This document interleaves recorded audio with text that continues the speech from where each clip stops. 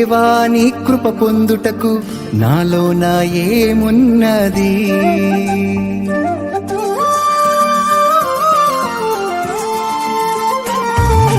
దేవాని కృప పొందుటకు నాలోన ఏమున్నది?